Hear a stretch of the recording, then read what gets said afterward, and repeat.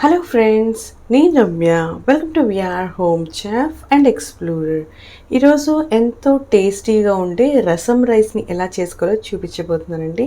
మీరు కరెక్ట్గానే విన్నారండి. రసం ఎప్పుడు పెట్టుకుంటాం కానీ రసం రైస్ ఏంటానా, చాలా టేస్టీగా ఉండే ఈ రసం రైస్ని క్విక్గా ఈజీగా చేసుకుందాం. ముందుగా ఒక హాఫ్ కప్ వరకు రైసు, ఒక పావు కప్ వరకు కందిపప్పుని 1-2 సార్లు బాగా కడుక్కోవాలండి. మొత్తం అంతా ఈ కప్తోనే కొలుచుకోండి. కప్ మెజర్మెంట్ అనేది చాలా ఉంటేనే బాగుంటుందండి టేస్ట్ అనేది. చక్కగా ఈసారి కడుక్కున్న దాంట్లోని 5 కప్స్ వరకు వాటర్ని వేసుకొని ఓ పక్కన పెట్టుకోండి.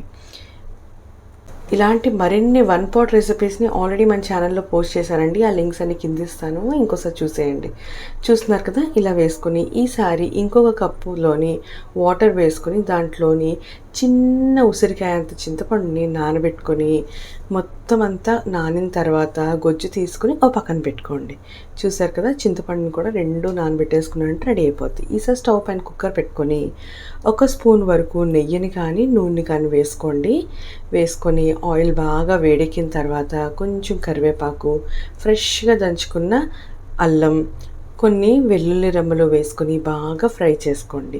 ఇవి పూర్తిగా ఫ్రై అయిన తర్వాత ఒక పెద్ద టమాటోని ఇలా చిన్న చిన్న ముక్కలుగా కట్ చేసుకొని వేసుకొని మూత పెట్టుకుంటూ కలుపుకుంటూ మగ్గించుకోండి. టమాటో మూత పెట్టుకుంటే ఫాస్ట్గా కుక్ అయిపోతుందండి.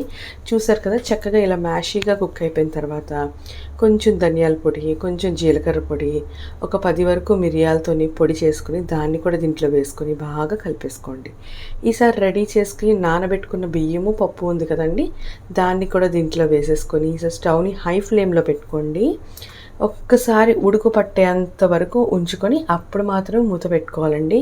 ఒక పావు స్పూన్ వరకు పసుపు, రెడీ చేసుకున్న చింతపండు రసాన్ని కూడా దీంట్లో వేసేసుకొని ఒకసారి బాగా కలుపుకొని ఇలా ఉడుకు పడుతుంది అనగానే మూత పెట్టేసుకొని 5 విజిల్స్ వచ్చేంత వరకు కుక్ చేసుకోండి. ప్రెషర్ పూర్తిగా పోయేంత వరకు అలా వదిలేసి ఓపెన్ చేసి మీకు చూపిస్తున్నానండి. చక్కగా మన రసం రైస్ అనేది ఇలా ఇక్కడ వరకు రెడీ అయిందండి. ఇలా రెడీ అయిన దాన్ని ఒకసారి బాగా కలుపుకొని 2 స్పూన్ల వరకు బెల్లాన్ని వేసుకొని ఇంకొకసారి బాగా కలుపుకుంటే వేడిలోని బెల్లం అనేది ఫాస్ట్గా మెల్ట్ అయిపోతుంది. ఈసారి రుచికి సరిపడేంత ఉప్పు నేను ముందు యాడ్ చేయలేదండి, ఇక్కడే వేసుకోవాలి. ఉప్పు వేసుకొని ఇంకొకసారి కలుపుకొని 1 కప్పు వరకు వాటర్ని యాడ్ చేసుకోండి. ఏ కప్ మెజర్మెంట్తో అయితే తీసుకున్నారో దాంతోనే 1 కప్పు వరకు వాటర్ని యాడ్ చేసుకొని ఒకసారి మ్యాష్ చేసుకొని పక్కన పెట్టుకోండి. వాటర్ అనేది మీ కన్సిస్టెన్సీ అడ్జస్ట్మెంట్ చేయడం మాత్రమే వేశానండి. ఈసారి ఇంకొక ప్యాన్లోకి 2 to 3 స్పూన్స్ వరకు నెయ్యి వేసుకొని తాలింపు వేసుకుందాం. నెయ్యితో తాలింపు వేసుకుంటే రసం రైస్ చాలా కమ్మగా ఉంటుంది. ఈసారి కరివేపాకు, జీలకర్ర, ఆవాలు, కొంచెం వాము, ఎండుమిరపకాయలు వేసుకొని బాగా తాలింపుని వేగనివ్వండి. వేగిన తాలింపుని రెడీ చేసుకున్న ఈ రసం రైస్లోకి ట్రాన్స్ఫర్ చేసుకోవడమేనండి. మరింత ఫ్లేవర్ఫుల్గా ఉండడం కోసం నేను ఇంకొంచెం కొత్తిమీరని వేసుకొని అప్పుడు దానిపైన ఇలా తాలింపుని వేసేస్తున్నానండి. చక్కగా 2 బాగా కలిపేసుకొని పైపింగ్ హాట్గా సర్వ్ చేసుకోండి. వేడిగా తింటుంటే చాలా కమ్మగా ఉంటుందండి.